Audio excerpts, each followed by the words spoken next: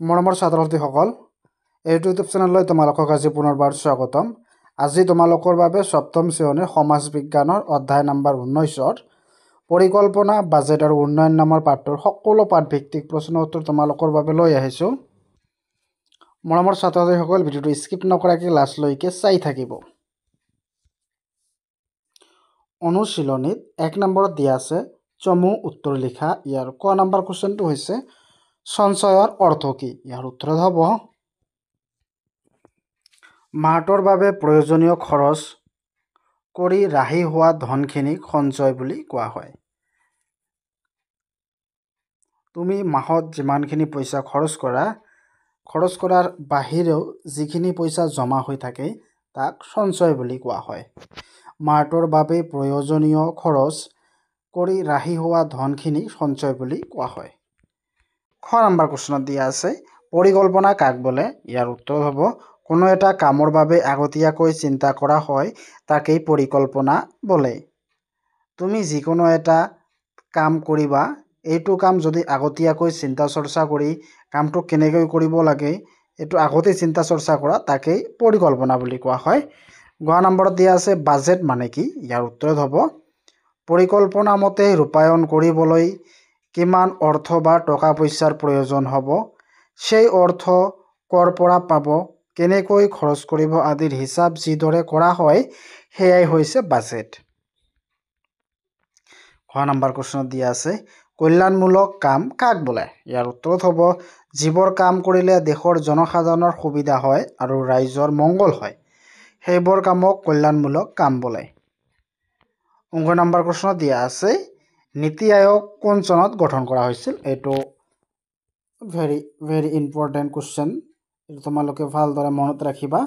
নীতি আয়োগ 2015 চনত গঠন কৰা হয়। 2 নম্বৰত দিয়া আছে উত্তৰ লিখা। ইয়াৰ ক নম্বৰত দিয়া আছে কোনো এখন দেশৰ পৰিকল্পনাত কোনবোৰ কামক গুৰুত্ব দিয়া হয়, কামবোৰ কৰিবলৈ চৰকাৰে কেনেদৰে অৰ্থ আহৰণ কৰে? ইয়াৰ উত্তৰ হ'ব দেশৰ পৰিকল্পনাত দেশখনৰ আৰ্থিক উন্নতিৰ কামত গুৰুত্ব দিয়া হয়। আনহাতে দেশৰ জনসাধাৰণৰ জীৱন ধাৰণৰ মান উন্নত কৰিব পৰা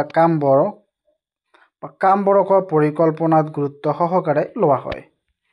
চমুকৈ ক'বলৈ গ'লে চৰকাৰে পৰিকল্পনাত উন্নয়নমূলক কাম কাজকেহে গুৰুত্ব প্ৰদান কৰা হয়। আনহাতে এই কাম কাজবোৰ ৰূপায়ণৰ বাবে চৰকাৰক অৰ্থ প্ৰয়োজন হয়। চৰকাৰে কৃষি, উদ্যোগ আৰু সেৱা খণ্ডৰ পৰা বুজন পৰিমাণৰ আয় কৰে। কৰ কাটলৰ যোগেদিও চৰকাৰে ৰাজহ সংগ্ৰহ কৰে। তদুপৰি চৰকাৰে ৰাহি ধনৰ সুদৰ পৰাও অৰ্থ সংগ্ৰহ কৰে।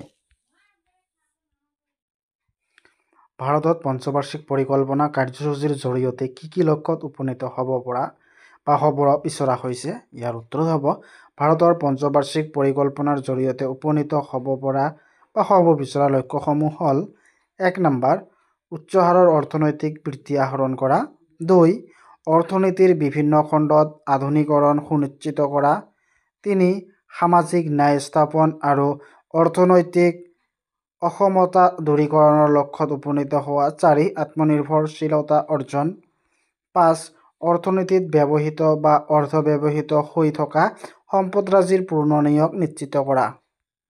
3 নম্বৰত দিয়া আছে শুদ্ধ উত্তৰটো বাছি উলিওৱা। ইয়াৰ ক নম্বৰত দিয়া আছে নীতি আয়োগৰ অধ্যক্ষ। ইয়াৰ অপশ্যন কেইটা হ'ল ৰাষ্ট্ৰপতি, 2 বিত্তমন্ত্ৰী, 3 প্ৰধানমন্ত্ৰী, 4 গৃহমন্ত্ৰী। ইয়াৰ শুদ্ধ উত্তৰটো হ'ব প্ৰধানমন্ত্ৰী। খ নম্বৰত দিছে কি পঞ্চবাৰ্ষিক পৰিকল্পনাৰ কাৰ্যকাল। ইয়াৰ অপশ্যন কেইটা হ'ল 4 বছৰ, 2 নম্বৰ অপশ্যন 6 বছৰ, 3 নম্বৰ 8 বছৰ, 4 5 বছৰ। ইয়াৰ শুদ্ধ উত্তৰটো হ'ব 4 5 বছৰ।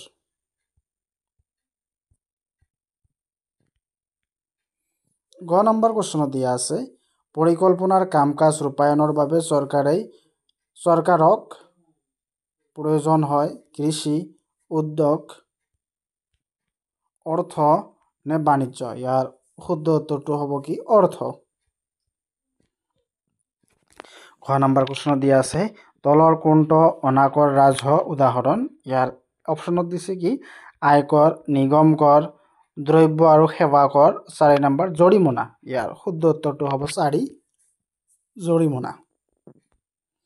19 নম্বৰ কুৱেশ্যনত দিছে দ্বাদশ পঞ্চবাৰ্ষিক পৰিকল্পনাৰ সৰ্বাধিক গুৰুত্ব তলৰ কোনটো খণ্ডৰ ওপৰত আৰোপ কৰা হৈছে। ইয়াৰ অপশ্যন কেইটা দিছে সমূহীয়া অন্তৰ্ভুক্তিকৃত বৃদ্ধি, 2 কৃষি, 3 উদ্যোগীকৰণ, 4 পথ পৰিবহণ। ইয়াৰ শুদ্ধ উত্তৰটো হ'ব সমূহীয়া অন্তৰ্ভুক্তিকৃত বৃদ্ধি। 4 নম্বৰত দিছে খালী ঠাই পূৰ কৰা। ইয়াৰ ক নম্বৰ কুৱেশ্যনত দিছে কি পৰিয়ালটো সুখী বা সুখে সন্তোষে থাকিবলৈ হ'লে পৰিয়ালৰ আটাইতকৈ সদস্যবোৰক দিব লাগে। ইয়াৰ উত্তৰত হ'ব গুৰুত্ব দিব লাগে। খালী ঠাইত হ'ব কি গুৰুত্ব দিব লাগে। খ নম্বৰ কুৱেশ্যনত দিয়া আছে অৰুণিমা এগৰাকী দেশ মহিলা। ইয়াৰ উত্তৰত হ'ব অৰুণিমা এগৰাকী মিতব্যয়ী মহিলা। উত্তৰত কি হ'ব মিতব্যয়ী। ক নম্বৰ কুৱেশ্যনত দিছে প্ৰতিটো পৰিয়ালৰে মাহিলী কৰিবলগীয়া কামৰ এক নিৰ্দিষ্ট ডেছ থাকে। ইয়াৰ উত্তৰত কি হ'ব এক নিৰ্দিষ্ট পৰিকল্পনা থাকে। ইয়াৰ খালী ঠাইত হ'ব এক নিৰ্দিষ্ট পৰিকল্পনা থাকে। খ চৰকাৰী পৰিকল্পনা মতেই কাম কৰিবলৈ ডেছ প্ৰস্তুত কৰি লোৱা হয়। ইয়াৰ উত্তৰত হ'ব বাজেট প্ৰস্তুত কৰি লোৱা হয়। 9 নম্বৰ কুৱেশ্যন দিছে কোনো প্ৰত্যক্ষ প্ৰতিদান আশা নকৰাকৈ চৰকাৰৰ বাধ্যতামূলকভাৱে দিবলগীয়া ধনেই হৈছে ডেছ। ইয়াৰ উত্তৰ হ'ব কি কৰ।